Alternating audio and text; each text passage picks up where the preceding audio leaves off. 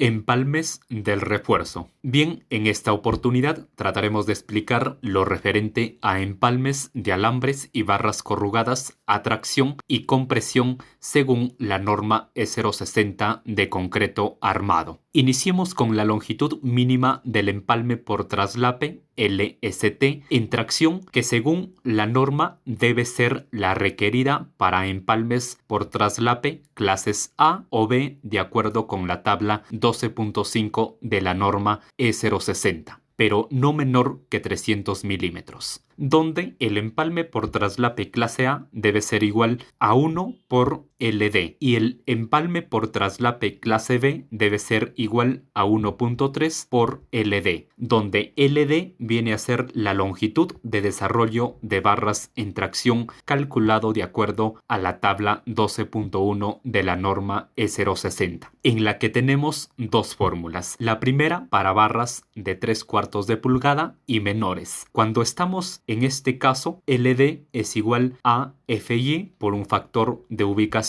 PSI sub T por un factor epóxico PSI sub E por lambda, todo esto sobre 8.2 que multiplica a la raíz cuadrada del F'C y todo multiplicado por dB, el diámetro nominal de la barra. Y esta otra fórmula es para barras mayores a 3/4 de pulgada. Prácticamente es la misma fórmula, solo cambia este número en el denominador. Para este caso es 6.6 y se deben cumplir pues obviamente estas condiciones que nos especifica la norma. Con respecto a los factores de modificación, lo iremos detallando mucho más a continuación, en el cálculo de la longitud mínima del empalme por traslape en tracción. Como explicamos inicialmente, lo esencial aquí es calcular primero la longitud de desarrollo LD. Registramos los datos para la fórmula entonces, como resistencia a la fluencia del acero, Fy, tenemos un valor igual a 4.200 kilogramos por centímetro cuadrado, como factor de modificación PSI sub T, que depende de la ubicación básicamente de las barras. Tenemos barras superiores con un valor de 1.3 y otras barras con un valor de 1. Como factor de modificación PSI sub E o factor epóxico, que depende del tratamiento superficial del refuerzo, tenemos barras o alambres con recubrimiento epóxico o zinc y barras con recubrimiento dual de zinc con recubrimiento menor de 3 veces dB o espaciamiento libre menor que 6 veces dB con un valor de 1.5. Refuerzo con recubrimiento epóxico o zinc y barras con recubrimiento dual de zinc y epóxico para todas las otras condiciones con un valor de 1.2. O tenemos barras sin tratamiento superficial con un valor de 1. Consideramos entonces barras sin tratamiento superficial, que es lo más común, lo más tradicional. Como factor de modificación lambda, que depende de la densidad del concreto, tenemos concreto de peso liviano con un valor de 1.3 o concreto de peso normal con un valor de 1. Consideramos un concreto de peso normal entonces, o también conocido como concreto convencional. Como resistencia a la compresión del concreto, F'C, podemos elegir aquí distintos valores. Consideramos en este caso un F'C igual a 210 kilogramos por centímetro cuadrado. Como diámetro nominal de la barra, dB, podemos elegir aquí distintos diámetros. Trabajaremos en este caso para barras de 5/8 de pulgada. Bien, con todos estos datos registrados, aplicamos la fórmula. Como estamos eligiendo un diámetro menor o igual a 3/4 de pulgada, se aplicará pues la primera fórmula. Tenemos una longitud de desarrollo para barras superiores igual a 73.06 centímetros y una longitud de desarrollo para otras barras, podríamos decir para barras inferiores, igual a 56.20 centímetros. Obviamente, si cambiamos cualquiera de estos datos, cambia automáticamente esta longitud de desarrollo. Enseguida ya podemos determinar entonces la longitud mínima del empalme por traslape en tracción, la que se define como LST. Si consideramos un empalme clase A, LST será igual simplemente a 1 por LD, es decir, el mismo valor de la longitud de desarrollo. Y si consideramos un empalme clase B, LST será igual a 1.3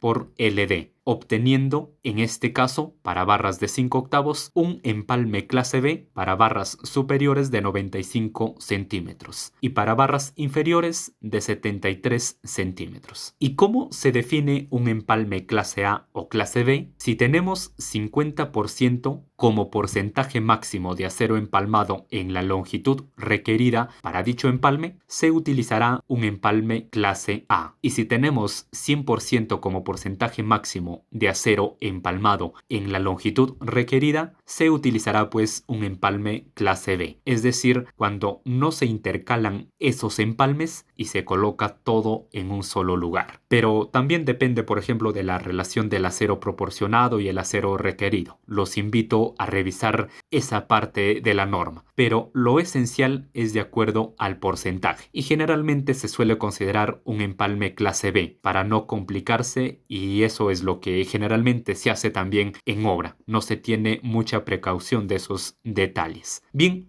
en esta representación gráfica, por ejemplo, de una viga, el acero superior debe empalmarse en el centro de la viga y los inferiores cerca de los extremos, pero no en la zona de confinamiento, que es 2 veces el peralte de la viga. Asimismo, mediante la tabla 1 podemos tener acceso a las diferentes longitudes de empalme de barras corrugadas a tracción generadas automáticamente en base a los datos registrados inicialmente, tanto para empalmes clase A y clase B, y dentro de cada clase para barras superiores y barras inferiores, para los distintos diámetros de barras. Lo podemos mostrar ya sea en centímetros o en metros. Seguidamente explicaremos en esta parte 2 la longitud de un empalme por traslape en compresión, LDC, que debe ser igual a 0.071 por FY por el diámetro nominal de la barra, dB, si el FY es igual a 420 megapascales o menor, o igual a 0.13 por FY menos 24, todo multiplicado por dB, por el diámetro nominal de la barra, si en caso el FY